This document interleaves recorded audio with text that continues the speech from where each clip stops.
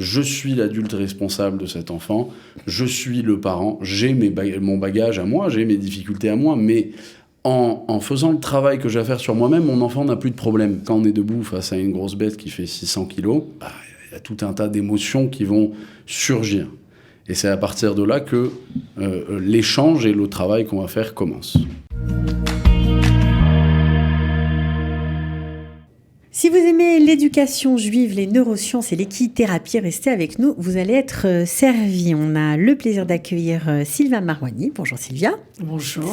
Voilà, et son petit-fils Jonathan Assouli. Bonjour. Bonjour. Alors Jonathan, pour ceux qui ne vous connaissent pas, vous êtes master coach en neurosciences et équithérapeute, entre autres. On ne va pas tout dévoiler, mais on va dire que vous êtes là, voilà, surtout pour ça. Et puis vous, on vous connaît, vous êtes enseignante depuis de nombreuses années. De longues années. Oui. De longues années en éducation juive, je peux dire ça comme ça. Alors, qu'est-ce qui fait que vous avez décidé tous les deux, outre vos liens de parenté, de monter un projet commun qui mêle vos connaissances en éducation juive, en équithérapie, en coaching? Ce projet est né tout simplement par un échange et un plaisir que nous avions, mon petit-fils et moi, de raconter ce qu'il faisait pendant son travail. Et, en tant qu'équithérapeute ou en tant que coach?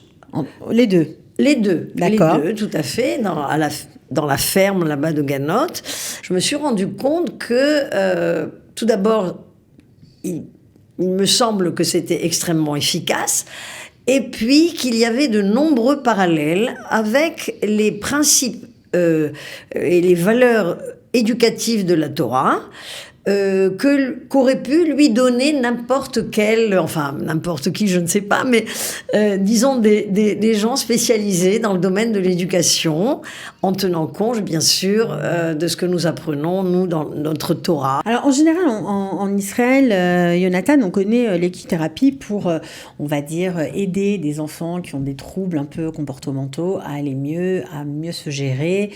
C'est plutôt pour les enfants. En Israël, l'équithérapie s'est développée très rapidement, parce qu'en Israël aussi, c'était un pays de la recherche, où on a découvert tout ce qui a à voir avec les troubles de la concentration et ces soucis comportementaux. Alors moi, ça fait bientôt 12 ans que je fais ce métier, que j'ai vu passer des centaines d'enfants, de jeunes, d'adolescents. Je suis arrivé à la conclusion qu'un enfant, il n'est pas arrivé là tout seul. Il arrive d'une structure familiale, il a généralement 2 parents, il y a un monde derrière, et un enfant, il ne faut pas oublier que c'est un être qui est encore flexible, malléable. On peut encore tout lui apprendre. Les problèmes d'enfant sont réglables. Mais personne ne se tourne vers les parents. Les soucis qu'on rencontre chez l'enfant, souvent existent chez le parent, hein, puisque c'est leur enfant. Il y a une réelle nécessité d'apporter une aide et des valeurs aux parents, parce qu'on vit, je pense, une période où les valeurs se perdent. Donc c'est pour ça que vous avez décidé de mettre en place, je crois que c'est tout nouveau, une formation destinée aux parents qui mêlera un peu éducation juive selon les sources de la Torah, coaching selon, en fonction de vos diplômes et de votre expérience, et bien sûr équithérapie. Je fais ça avec ma grand-mère, pas juste parce que c'est ma grand-mère que j'aime beaucoup, mais je crois profondément en valeurs juives, aux valeurs de la Torah. C'est Albert Einstein qui disait ça, n'importe quel scientifique qui fait un vrai travail, à un moment ou à un autre se rendra compte qu'il y a une force plus grande que nous qu'on ne maîtrise pas. Et je pense que dans cette éducation juive, ou en tout cas en Israël où cette Torah existe, on passe souvent à côté de ces valeurs en pensant qu'elles ne sont pas modernes ou qu'elles ne vont pas avec le temps. Alors que quand on approfondit les sciences, et la neuroscience surtout, on va se rendre compte qu'il y a une harmonie entre cette science qui est finalement le résultat de ces valeurs qui existent depuis des milliers d'années. Notre mode de fonctionnement, en fonction qu'on est un homme, une femme, un enfant, etc., réagit ou agit selon des principes qui ont déjà été décrits dans la Torah, c'est ça ? Absolument. Seulement, je pense qu'aujourd'hui, il y a une réelle nécessité d'apporter aux gens la capacité de comprendre ces valeurs, qui sont très puissantes, par de la pratique. La pratique, je vous prends au mot, c'est pas une formation que pour des religieux. Ça n'a rien à voir. Ah non, certainement pas. On ne vient pas ici pour présenter une théorie que beaucoup de gens connaissent. Enfin, en tout cas, pense connaître. On vient proposer des solutions. On vient avec la méthode qui va permettre aux parents d'apporter une aide véritable à leurs enfants, en fonction de ce que eux vont trouver pour leur propre équilibre. Ça, c'est quelque chose d'extraordinaire. Alors, ce que nous jugeons très souvent dans la Torah comme des comportements dépassés, inadaptés, révolus, etc., c'est une analyse et un jugement qui est complètement faux. Alors, une partie donc de cette étude et de cette formation consistera en fait, à mettre en valeur et à montrer combien tous les principes éducatifs de la Torah sont intemporels et sont applicables aujourd'hui comme s'ils nous avaient été donnés hier. Ok, donc en gros, vous voulez accompagner des adultes, grâce à cette formation, à être meilleurs, à être leaders de leur propre vie, c'est ça ? Absolument. Alors, l'idée du leadership, duquel on parle, c'est une nécessité aujourd'hui dans ce monde moderne où, en vrai, tout est possible, tout est plus facile, et pourtant, moi qui travaille avec les gens, et surtout des adultes aujourd'hui, en réalité, je me rends compte qu'il y a quand même une espèce de frustration, avec une impression de ne pas y arriver, de toujours être dépassé par les choses, les événements, avec beaucoup de questionnements et souvent pas de réponse. Ou alors, il y a tellement de réponses autour de nous qu'on ne sait plus lesquelles choisir.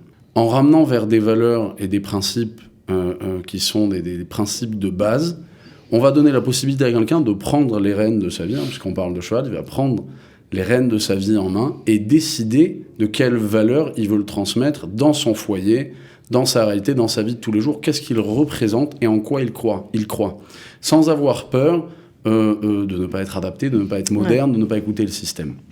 C'est ça qu'on propose. Là, je suis obligée de vous poser la question, parce que monter sur un cheval quand on a 10 ans, c'est une chose. Quand on a 40, 50, on est peut-être même déjà un peu enveloppé, tout ça, c'est plus compliqué. Est-ce qu'on monte sur le cheval forcément dans vos formations ? Alors, d'abord, c'est toujours possible de monter sur le cheval. Dans nos formations, on travaille principalement avec le cheval. Comment dire, en se regardant dans les yeux à la même hauteur, donc au sol. Quand le cheval est en liberté, dans son état naturel. Maintenant, c'est important de savoir pourquoi au sol on a beaucoup plus d'effets. D'abord, la capacité du cheval de pouvoir nous voir entièrement, globalement. Nos mouvements, tout ce qu'on représente, comme si on était deux humains face à l'autre.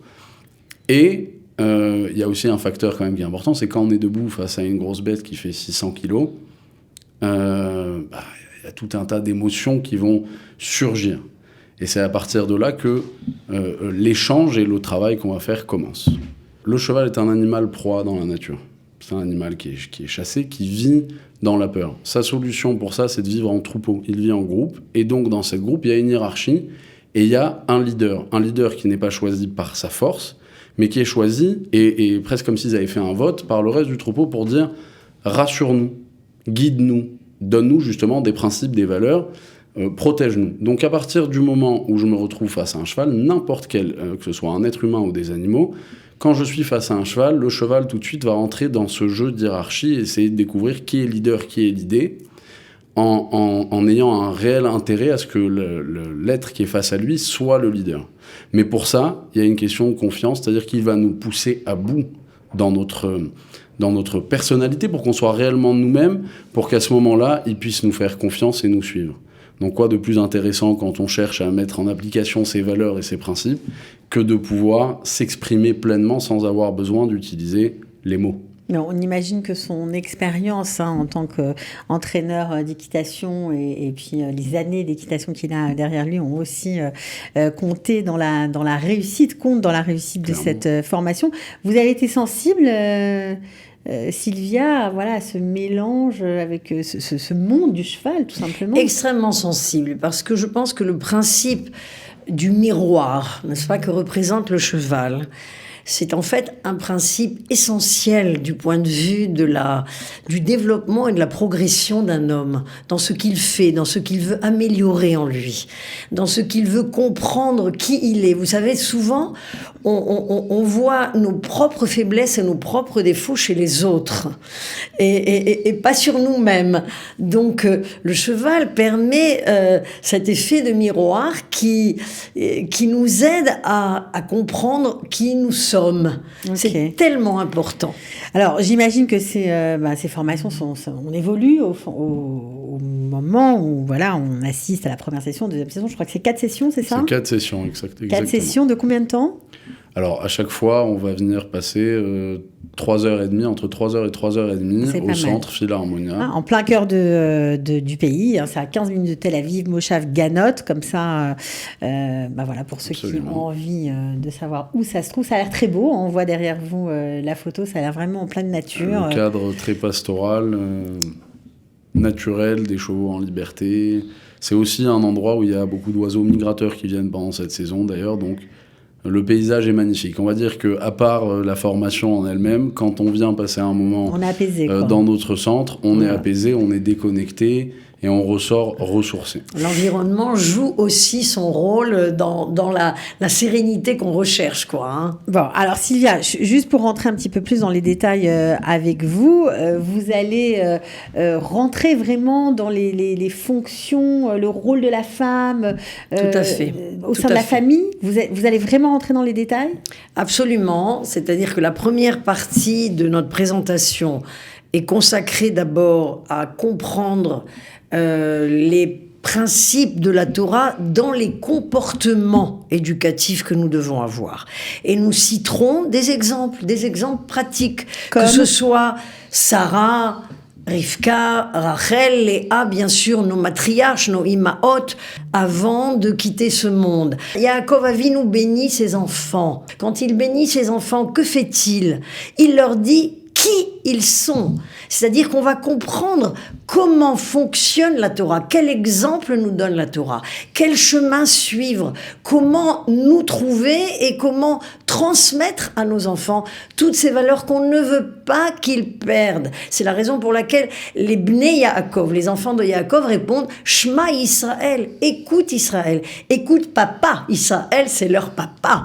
Écoute papa, ne t'inquiète pas, ton Dieu c'est le nôtre aussi. Vous voyez, cette espèce d'assurance que nos enfants nous donnent, que le chemin, le prolongement se fait grâce aux valeurs qu'on leur transmet. Pour vous, tout ça, passer par cette étape-là au cours de vos formations, c'était vraiment fondamental et ça fait partie de votre concept en fait. On sait que dans l'éducation juive, on fait sa bat mitzvah à 12 ans et sa bar mitzvah à 13 ans et on sait que le cerveau préfrontal, la partie consciente de notre cerveau, qui va faire la différence entre bien et le mal, chez l'homme se développe à 13 ans et chez la femme à 12 ans.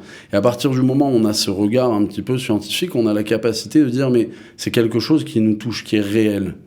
Et à partir du moment où on leur a transmis dans nos formations, là, on peut commencer à parler de comment mettre en application toutes ces valeurs. Et pour le faire, c'est là où on passe dans la partie active, qui est la partie équi-coaching, donc face au cheval. On va faire remonter la personnalité de tout à chacun. On va prendre les gens, on va les mettre devant un miroir, on va leur dire maintenant, exprime-toi. Et surtout, confronte-toi à tes faiblesses, à tes forces, découvre-les, comment tu vas les utiliser et comment tu vas les transmettre.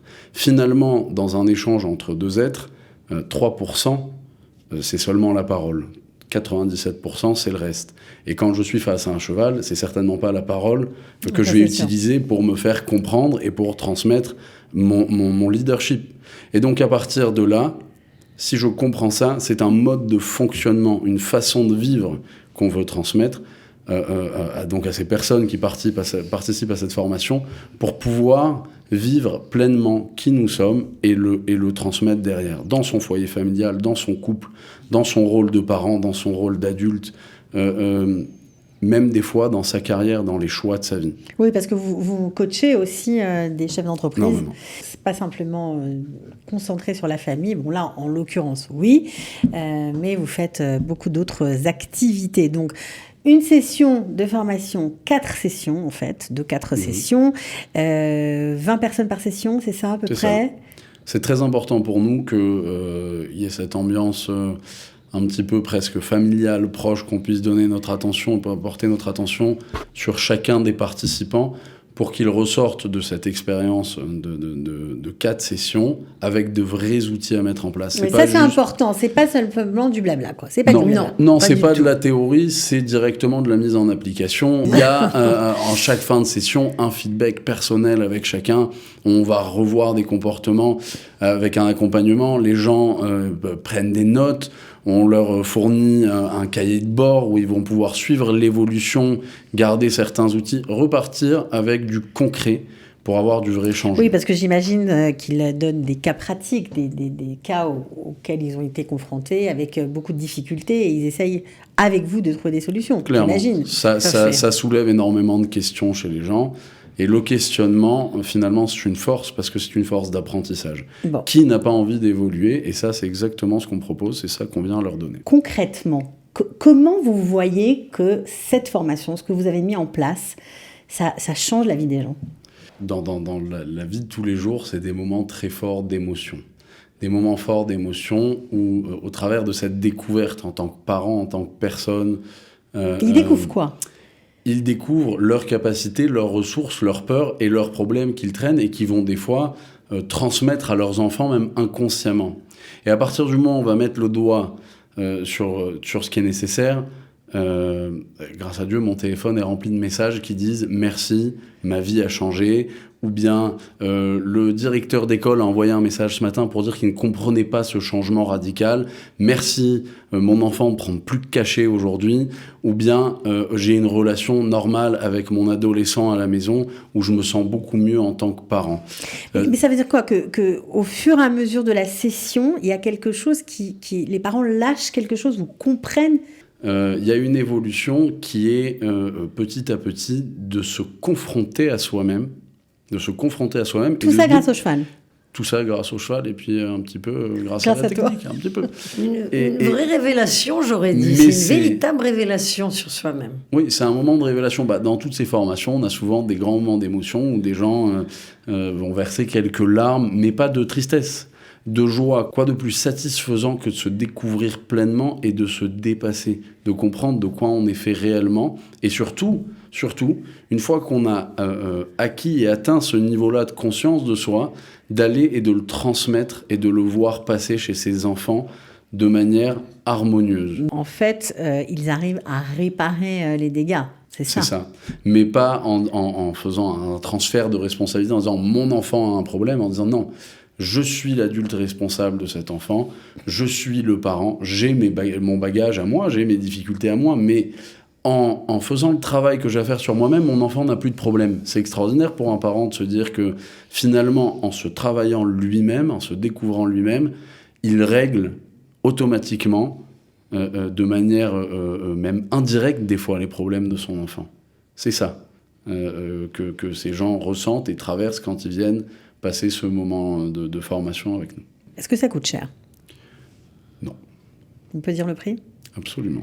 Donc 2000 shekels, c'est ça ? C'est ça. 2000 shekels pour les 4 sessions de formation. On peut s'inscrire. Est-ce que les inscriptions sont ouvertes ? Quand démarre la prochaine session ? À partir du mois de février.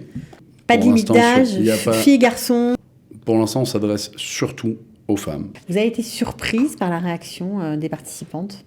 Écoutez, j'ai été agréablement surprise de voir que, tout d'abord, il y avait un réel besoin. Et puis, le fait que les personnes ont tout de suite senti un renouveau en elles, une motivation de continuer, de s'investir, de se reconnaître, de rajouter, si vous voulez, aux pierres qu'elles avaient déjà posées. On reprend des forces, c'est ça ? On reprend des forces et on a réellement envie de progresser soi-même. Hein. Vous savez que c'est par la transmission qu'on grandit nous-mêmes.